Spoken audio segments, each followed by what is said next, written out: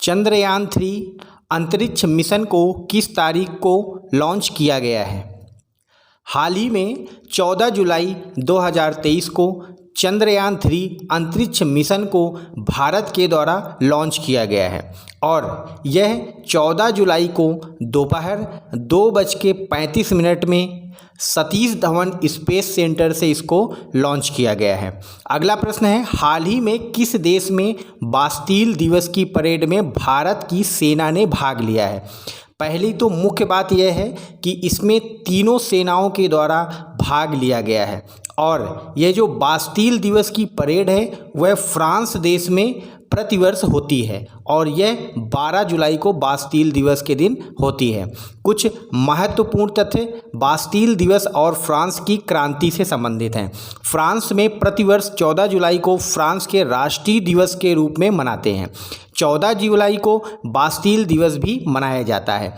14 जुलाई 1789 को फ्रांसीसी क्रांति के दौरान बास्टील में धावा बोलने की वर्षगांठ के रूप में मनाया जाता है और यह बास्टील क्या है? बास्टील फ्रांस की राजधानी पेरिस में एक मध्य युग के समय शस्त्रागार था जहां पर शस्त्र रखे जाते थे, किला था, राजनीतिक जेल थी। इस वजह से वहाँ पर क्रांति के दौरान लोगों ने इस पर धावा बोला और राजा के खिलाफ आंदोलन किया था और फ्रांसीसी क्रांति की शुरुआत फ्रांस के लोगों के द्वारा 14 जुलाई 1789 को जब बास्टील किले को ढहा दिया गया तभी से फ्रांसीसी क्रांति का प्रारंभ हो गया और इस पर वहाँ के लोगों ने अधिकार कर लिया था। फ्रांस एक यूरोप देश है जिसकी राजधानी पेरिस है। अगला प्रश्न है, भारत सरकार द्वारा किन वाहनों में वातानुकूलित केबिन अनिवार्य कर दिया गया है? वातानुकूलित केबिन का मतलब है कि जहां पर ड्राइवर बैठता है वहां पर एयर कंडीशन लगा होना चाहिए और यह ट्रकों के लिए भारत सरकार ने जारी किया है। यानी कि वाहनों में अधिकतर ट्रक में कई बार एक्सीडेंट होते हैं क्योंकि उनका जो केबिन होता है वह वातानुकूलित नहीं होता है और उनको ज़्यादा थकान महसूस होती है। भारत सरकार ने ट्रक वाहनों में वातानुकूलित केबिन लगाने के लिए अनिवार्य कर दिया है और इसको 1 जनवरी 2025 से लागू कर दिया जाएगा। यानी 1 जनवरी 2025 के पहले सभी ट्रकों में वातानुकूलित केबिन होना चाहिए। ऑप्शन डी सही उत्तर है। अगला प्रश्न है, हाल ही में भारत के द्वारा जो चंद्रयान मिशन 3 लॉन्च किया गया है उसमें एक नया नाम आया है जिसको आपको भारत के रॉकेट वुमेन के नाम से जाना जाता है और वह नाम है रितु कर्दीवाल। हाल ही में भारत का जो अंतरिक्ष जो चंद्रयान 3 मिशन लॉन्च किया है उसमें लैंडर की निगरानी रितु कर्दीवाल के द्वारा की जाएगी। IIT गुवाहाटी के शोधकर्ताओं ने घुटने के ऑस्टियोआर्थराइटिस बीमारी के आकलन के लिए हाल ही में किस आर्टिफिशियल इंटेलिजेंस एक उपकरण विकसित किया है और यह है ऑस्टियोएचआर-नेट। भारत में ऑस्टियोआर्थराइटिस यानी कि हड्डियों के रोग से पीड़ित बहुत ही ज़्यादा लोग पाए जाते हैं और यह ज़्यादातर आयु बढ़ने के साथ साथ होता है। हाल ही में कुत्तों के कान में कैंडिडा ऑरिस नामक की बीमारी उत्पन्न करने वाले किस प्रकार का जीव पाया गया है? हाल ही में दिल्ली की एक अस्पताल में एक पालतू कुत्ते के कान में कैंडिडा ऑरिस नामक एक बीमारी सूक्ष्म जीव प्राप्त हुआ है और यह एक कवक है। यानी कि कई बार एग्जाम्स में विभिन्न प्रकार की बीमारियां तथा उनको फैलाने वाले कारकों के बारे में एग्जाम्स में क्वेश्चन आता है तो आप जो न्यूज़ में रहती है बीमारी उसको आप याद रखिए और उसके कारक के बारे में ज़रूर याद करिए। यह एक कवक जनित बीमारी है। किस एजेंसी के द्वारा चंद्रयान 3 अंतरिक्ष मिशन लॉन्च किया जाएगा? भारत की एक ही स्पेस एजेंसी है जिसको हम इसरो कहते हैं। इसरो मतलब इंडियन स्पेस रिसर्च ऑर्गेनाइजेशन, भारतीय अंतरिक्ष अनुसंधान संस्थान। कई बार एग्जाम्स में इसका फुल फॉर्म पूछता है तो आप इसको याद रखिए, भारतीय अंतरिक्ष अनुसंधान संस्थान और Indian space research organisation. Orissa सरकार द्वारा लॉन्च की गई आम ओडिशा नवीन ओडिशा योजना का उद्देश्य क्या है? हाल ही में उड़ीसा सरकार के मुख्यमंत्री नवीन पटनायक के द्वारा एक योजना लॉन्च की गई है जिसका मुख्य उद्देश्य है ग्रामीण बुनियादी ढांचा का विकास करना। आम ओडिशा नवीन ओडिशा। इसरो के द्वारा जो चंद्रयान 3 मिशन को 14 जुलाई को किस समय लॉन्च किया गया है। हालांकि ये एग्जाम्स में बहुत ही कम इस क्वेश्चन के आने के चांसेस हैं, लेकिन फिर भी आपको याद रखना है 14 जुलाई 2023 और समय था 14:35, यानी कि दोपहर के 2:35। ऑप्शन ए सही उत्तर है। अगला प्रश्न है, बहुआयामी गरीबी सूचकांक 2023 किस संस्था के द्वारा जारी किया गया है। इसमें भी मैंने फुल फॉर्म नहीं लिखा है, आप इसको याद रखिए और मैं इसको एक्सपेंड करके बताऊंगा, आप अपनी नोटबुक पर लिख लीजिए। जैसे कि बहुआयामी गरीबी सूचकांक 2023 है, उसको UNDP के द्वारा जारी किया गया है, यानी यूनाइटेड नेशन डेवलपमेंट प्रोग्राम। बहुआयामी गरीबी सूचकांक 2023 रिपोर्ट के अनुसार विश्व में कितने प्रतिशत लोग इससे पीड़ित हैं, यानी बहुआयामी गरीबी से कितने प्रतिशत लोग पीड़ित हैं। तो जो हाल ही में बहुआयामी गरीबी सूचकांक आया है, उसके रिपोर्ट के अनुसार विश्व भर में 18% लोग बहुआयामी गरीबी से पीड़ित हैं। और आपको अगला प्रश्न यह है कि आपको बताना है कि भारत में इससे कितने प्रतिशत लोग पीड़ित हैं, यानी कि भारत में बहुआयामी गरीबी कितने प्रतिशत है। तो सूचकांक की रिपोर्ट के अनुसार भारत में वर्तमान में 18.7% लोग बहुआयामी गरीबी से पीड़ित हैं। बहुत ही महत्वपूर्ण प्रश्न है, इस परसेंटेज को यानी प्रतिशत को आप याद रखिए। 18% विश्व में, 18.7% भारत में। बहुआयामी गरीबी किसके द्वारा लॉन्च किया गया है, UNDP के द्वारा। संयुक्त राष्ट्र विकास कार्यक्रम, हिंदी में इसका नाम है संयुक्त राष्ट्र विकास कार्यक्रम। बहुआयामी गरीबी सूचकांक 2023 जारी किया गया है। सूचकांक में व्यक्ति के जीवन और कल्याण को प्रभावित करने वाले स्वास्थ्य, शिक्षा और जीवन स्तर के परस्पर संबंधित अभाव को इसमें मापा जाता है, यानी 3 कारक हैं, स्वास्थ्य, शिक्षा और जीवन स्तर। विश्व में 110 देशों के 6.1 अरब लोगों में 1.1 अरब लोग बहुआयामी गरीब हैं। सबसे ज़्यादा जो बहुआयामी गरीबी है वह उप सहारा अफ्रीका में है। उसके बाद आपने दक्षिण एशिया महाद्वीप पे है। भारत में यह बहुआयामी गरीबी 230 मिलियन से अधिक लोग, लगभग यानी कि 18.7% लोग बहुआयामी गरीबी से भारत में पीड़ित हैं। अगला प्रश्न है, इसरो का जो चंद्रयान 3 अंतरिक्ष मिशन है वह किस ग्रह या उपग्रह में लॉन्च होगा, यानी कि जो चंद्रयान 3 इसरो के द्वारा भारतीय अंतरिक्ष अनुसंधान के द्वारा भेजा जाएगा वह किस ग्रह या उपग्रह में पहुंचेगा। तो जैसा कि नाम से ही स्पष्ट है, चंद्रयान, चंद्रयान का मतलब है कि चंद्रमा ग्रह में यह उपग्रह जो भारत का कृत्रिम उपग्रह है वहां पर पहुंचेगा। अगला प्रश्न है, हाल ही में किस देश ने गुइलेन-बैरे सिंड्रोम के मामले में वृद्धि के कारण राष्ट्रीय आपातकाल घोषित किया है। बहुत ही महत्वपूर्ण प्रश्न है, एक बीमारी है, सिंड्रोम है, जिसके कारण उस देश की सरकार ने अपने यहाँ पे राष्ट्रीय आपातकाल घोषित कर दिया है और वह देश है पेरू। दक्षिण अफ्रीका का एक देश है जिसने गुइलेन-बैरे सिंड्रोम की वजह से अपने यहाँ पे राष्ट्रीय आपातकाल घोषित किया है। और यह सिंड्रोम जो होता है प्रतिरक्षा प्रणाली पर हमला करता है और यह एक न्यूरोलॉजिकल बीमारी है और इसके कारण पैरालिसिस भी होता है। अधिकतर जो न्यूरोलॉजिकल बीमारियां होती हैं उनसे पैरालिसिस होने के चांसेस ज़्यादा होते हैं। चंद्रयान 3 को चंद्रमा उपग्रह पर पहुंचने में लगभग कितना समय लगेगा। तो मान लीजिए कि 14 जुलाई 2023 को यदि यह लॉन्च हुआ है तो इसके पश्चात लगभग 45 से 50 दिन, आपको एग्जाम्स में कई बार 45 दिन या 50 दिन लिखा होगा, तो आप ये समझिए कि 45 से 50 दिन तक के बाद लगभग ये चंद्रमा उपग्रह में पहुंच जाएगा। चंद्रमा किस ग्रह का एक प्राकृतिक उपग्रह है। विभिन्न ग्रहों के कुछ प्राकृतिक उपग्रह हैं और कुछ ग्रह ऐसे भी हैं जिनका कोई भी उपग्रह नहीं है, जैसे कि बुध और शुक्र ग्रह का कोई भी उपग्रह नहीं है और पृथ्वी का एकमात्र प्राकृतिक उपग्रह है और वह है चंद्रमा। तो आप इसको याद रखिए, चंद्रमा जो है वह प्राकृतिक उपग्रह है किसका, पृथ्वी ग्रह का। आपने ग्रहों के बारे में यदि पढ़ा होगा तो कुल 8 ग्रह हैं और उनमें से बुध और शुक्र जो ग्रह हैं उसमें कोई भी प्राकृतिक उपग्रह नहीं है। शुक्र ग्रह जो कि सबसे नज़दीक का पृथ्वी का तारा है, इसको पृथ्वी का बहिन भी बोलते हैं। चंद्रमा उपग्रह पृथ्वी ग्रह के बीच में कितनी दूरी है, यानी जो पृथ्वी का प्राकृतिक उपग्रह है और जो पृथ्वी ग्रह इसके बीच की दूरी कितनी है? तो यह दूरी है 3,84,400 किलोमीटर। यानी कि यह जो चंद्रयान 3 मिशन है यह 3,84,400 किलोमीटर की दूरी 45 से 50 दिनों में पूरी करेगा। क्रीमिया कांगो रक्तस्रावी बुखार किस जीव के कारण हुआ है और हाल ही में यह चर्चा में रहा है? तो बच्चों, क्रीमिया कांगो जो रक्तस्रावी बुखार है वह वायरस के कारण हुआ है। तो जो भी कोई बीमारी न्यूज में आती है तो आप उसको, उस बीमारी को उत्पन्न करने वाले कारक के बारे में अवश्य ही पढ़ लें और इसको बार बार रिवाइज करते रहें। हाल ही में चर्चा में रहा सेकेंड थॉमस सोल क्षेत्र कहाँ पर है? यह एक आइलैंड द्वीप है और यह दक्षिण चीन सागर में स्थित है।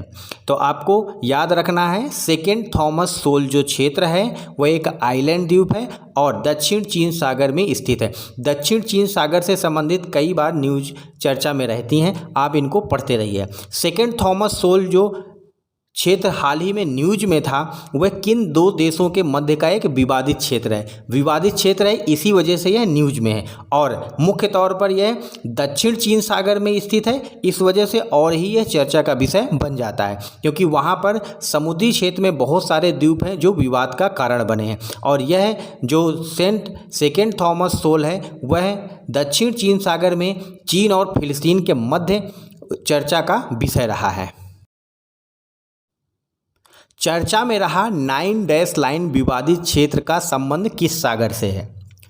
यह भी बच्चों जो 9 डैश लाइन है वो बहुत ही पुराना विवाद है और यह भी दक्षिण चीन सागर के जो द्वीप समूह हैं वहाँ पर विभिन्न देशों के द्वारा जो अधिकार बताया जा रहा है उनसे संबंधित है और चीन के द्वारा अपना अधिकार 9 डैश लाइन से संबंधित माना जाता है। तो यह दक्षिण चीन सागर से संबंधित है। किस स्वतंत्रता सेनानी ने 1922 में अंग्रेजों के खिलाफ रंपा विद्रोह शुरू किया था? यह चर्चा में था क्योंकि हाल ही में जिन्होंने स्वतंत्रता संग्राम सेनानी ने रंपा विद्रोह किया था वह हैं सीताराम राजू और इनकी 150वीं जयंती मनाई गई है। इस वजह से यह न्यूज में था, इसको आपको पढ़ लेना चाहिए। अगला प्रश्न है सॉल्वेक्स 2023 जो संयुक्त नौसेना अभ्यास है वह किन दो देशों के मध्य हाल ही में संपन्न हुआ है? तो यह भारत और अमेरिका के मध्य संयुक्त नौसेना अभ्यास है।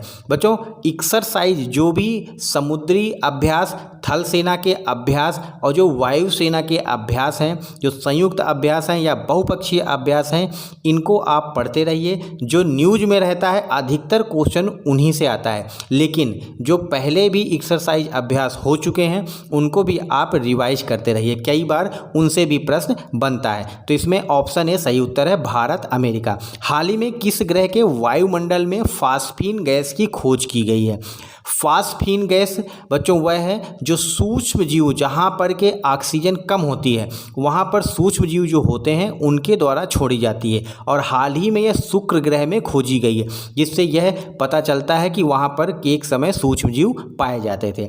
विश्व जनसंख्या दिवस कब मनाया जाता है? प्रत्येक वर्ष 11 जुलाई को विश्व जनसंख्या दिवस मनाया जाता है और यह विश्व के विभिन्न देशों को जनसंख्या के बारे में कुछ जानकारी तथा उनके बारे में लोगों को जानकारी पैदा करने के लिए मनाया जाता है। हाल ही में कौन सा राज्य 2021 से 2023 के लिए अपनी जनसंख्या नियंत्रण नीति के लिए चर्चा में रहा है? तो यह है भारत का सर्वाधिक जनसंख्या वाला देश उत्तर प्रदेश, जो कि 2021 से 2023 के लिए इसने अपनी जनसंख्या नियंत्रण नीति को लागू किया है। चंद्रयान 3 अंतरिक्ष यान जो है चंद्रमा में वह किस स्थान पर उतरेगा? जो अपना चंद्रयान 3 अंतरिक्ष मिशन भेजा गया है 14 जुलाई 2023 को भेजा गया है और 2:35 दोपहर में इसको लॉन्च किया गया है और यह चंद्रमा के दक्षिणी ध्रुव पर उतरेगा और भारत एक पहला देश होगा जिसका अंतरिक्ष यान मिशन जो कि चंद्रमा में उतरेगा वो भी दक्षिण ध्रुव में। इससे पहले किसी भी देश का अंतरिक्ष यान मिशन चंद्रमा के दक्षिणी ध्रुव पर नहीं पहुंचा है। तो इस तरह से ऑप्शन डी सही उत्तर है, दक्षिणी ध्रुव। अगला प्रश्न है इसरो द्वारा जो लॉन्च किया जाएगा चंद्रयान-3 मिशन, उसको किस व्हीकल या किस वाहन से या फिर कह सकते हैं किस रॉकेट से लॉन्च किया जाएगा, तो यह है LVM-3, LVM मार्क 3 यानी लॉन्च व्हीकल मार्क 3। इसको आप GSLV भी कह सकते हैं क्योंकि यह जियो सिंक्रोनस लॉन्च व्हीकल मार्क 3 होगा। ऑप्शन ए सही उत्तर है। इसरो के अंतरिक्ष मिशन जो चंद्रयान-3 की कुल लागत कितनी है? भारत का जो अंतरिक्ष एजेंसी है, अधिकतर आपने देखा होगा विश्व की विभिन्न अंतरिक्ष एजेंसियों से भारत के जो कृत्रिम उपग्रह बनाए जाते हैं, जो मिशन लॉन्च किए जाते हैं, वह बहुत ही कम लागत के होते हैं। इस तरह से जो चंद्रयान-3 है इसकी कुल लागत 615 करोड़ रुपए है।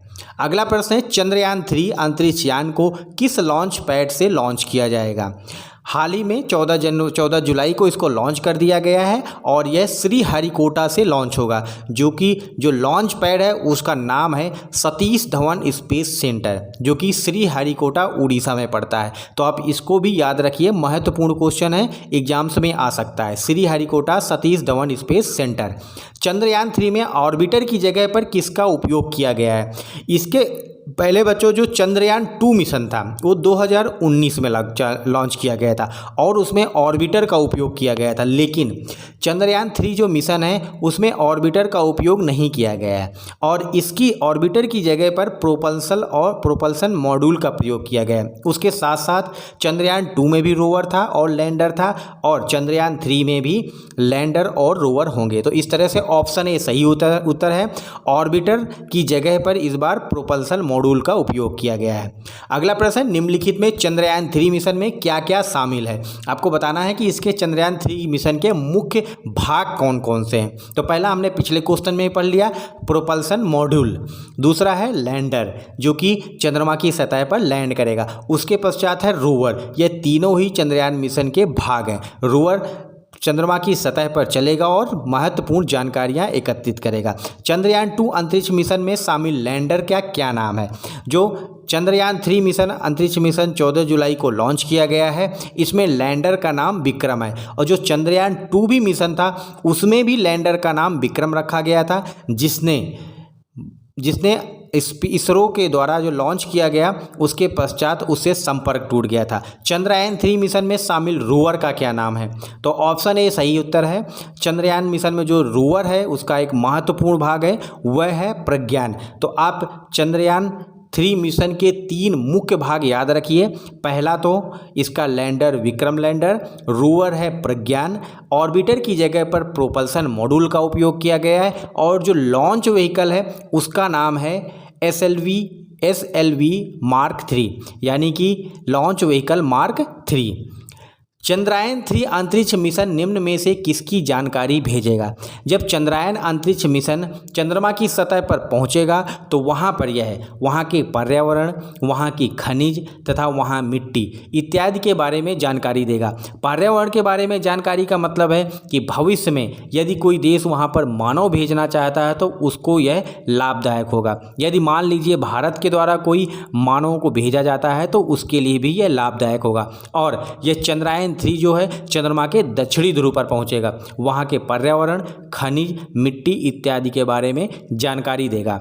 अगला प्रश्न है, चंद्रयान-3 अंतरिक्ष मिशन की डायरेक्टर और लैंडिंग की जिम्मेदारी किसकी है? चंद्रयान-2 जो मिशन था उसका जो लैंडर था उसका संपर्क इसरो से छूट गया था। इस बार मुख्य तौर से इसके लिए एक डायरेक्टर को जिम्मेदारी दी गई है और वह है रितु कारिदाल। हमने पहले प्रश्न में डिस्कस किया था कि रितु कारिदाल जो हैं वह इसरो की वैज्ञानिक हैं और इनको भारत की रॉकेट वुमेन के नाम से भी जानते हैं और चंद्रयान-3 अंतरिक्ष मिशन की डायरेक्टर हैं। स्पेशली लैंडिंग की जिम्मेदारी इनकी होगी।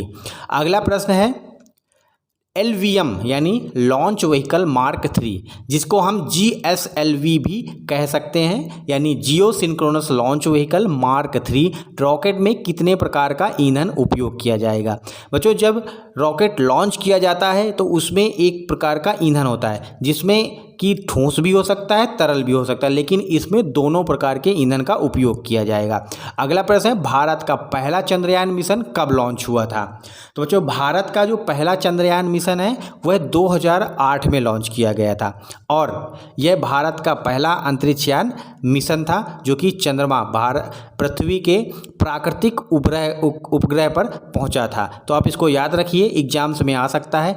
चंद्रयान जो पहला था वह 2008 में लॉन्च किया गया था। भारत के पहले चंद्रयान मिशन 2008 के द्वारा चंद्रमा में किसकी खोज की गई थी? तो बच्चों, इसमें ऑप्शन बी सही उत्तर है। जब भारत का पहला चंद्रयान मिशन 2008 चंद्रमा में भेजा गया था तो इसे महत्वपूर्ण जानकारी पानी के अणुओं के बारे में दी थी। तो इस तरह से ऑप्शन बी सही उत्तर है, 2008 भारत का पहला चंद्रयान मिशन।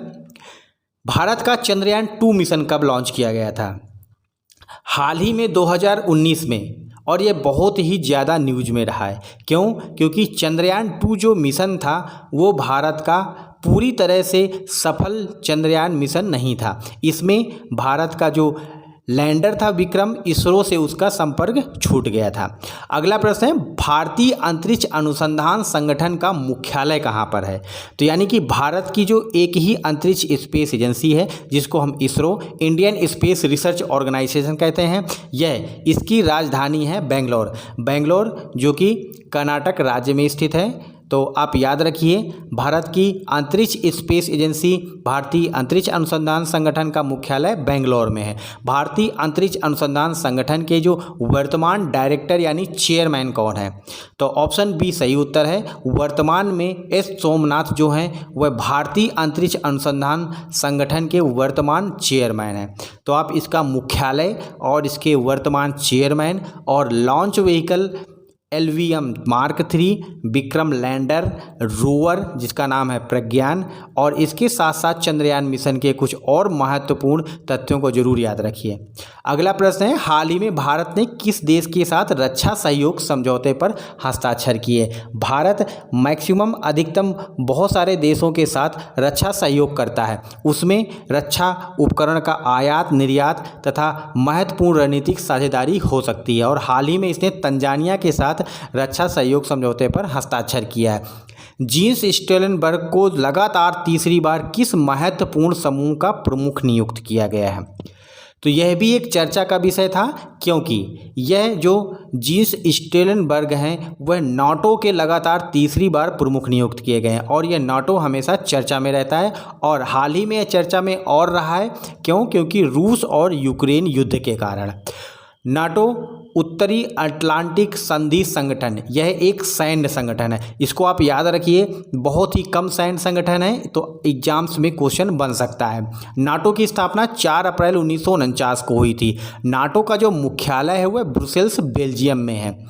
नाटो का उद्देश्य है सामूहिक सुरक्षा की व्यवस्था को बनाना, जिसके अंतर्गत सदस्य राज्य बाहरी आक्रमण की स्थिति में सहयोग करने के लिए सहमत होंगे। यानी कि किसी देश पर जो नाटो का सदस्य है उस पर अगर कोई देश आक्रमण करता है तो यह इसके जितने भी सदस्य हैं उनके ऊपर आक्रमण समझा जाएगा और यह एक दूसरे की सहायता करेंगे। नाटो एक सैन्य संगठन है जिसके कुल 30 सदस्य हैं। तो आप इसके कुछ महत्वपूर्ण तथ्य जो मैंने बताए हैं इनको नोट कर लीजिए और इनको बार बार पढ़ते रहिए। अगला प्रश्न है, विश्व स्वास्थ्य संगठन का मुख्यालय कहाँ पर स्थित है? हाल ही में यह 2020 में जब से कोरोना आया उसके बाद से बहुत ही ज़्यादा चर्चा का विषय रहा है और आपको बताना है विश्व स्वास्थ्य संगठन यानी वर्ल्ड हेल्थ ऑर्गेनाइजेशन का मुख्यालय कहाँ पर है? तो यह है जिनेवा, जो कि स्विट्जरलैंड की राजधानी है। अगला प्रश्न है, आंध्र प्रदेश के मुख्यमंत्री के द्वारा मत्स्यकारा भरोसा योजना हाल ही में चालू की गई है और वह आपको बताना है कि किस समुदाय के लिए है। तो हाल ही में आंध्र प्रदेश के मुख्यमंत्री केसीआर रेड्डी के द्वारा एक मछुआरों के लिए जो आर्थिक सहायता के रूप में मत्स्यकारा भरोसा योजना चालू की गई है। अगला प्रश्न है, स्वास्थ्य मंत्रालय की 75/25 पहल द्वारा किन किन बीमारियों के व्यक्तियों को मानक देखभाल प्रदान करने का लक्ष्य रखा गया है। आप 75 एंड 25 आप इसको याद रखिए, एग्जाम्स में क्वेश्चन इसी वर्ड से ही बन करके आएगा। तो इसका संबंध है रक्तचाप और मधुमेह यानी कि ब्लड प्रेशर एंड डायबिटीज़। हाल ही में भारत के प्रधानमंत्री मोदी को किस देश के सर्वोच्च नागरिक और सैन्य सम्मान से सम्मानित किया गया है? तो वह देश है फ्रांस। हाल ही में भारत के प्रधानमंत्री मोदी जो हैं उनको एक नागरिक और सैन्य सम्मान से फ्रांस के द्वारा सम्मानित किया गया है। अगला प्रश्न है, विश्व का पहला और सबसे बड़ा अंतर्राष्ट्रीय मंदिर सम्मेलन कहाँ पर आयोजित होगा? यह पहला अंतर्राष्ट्रीय मंदिर सम्मेलन है और विश्व का सबसे बड़ा सम्मेलन होगा।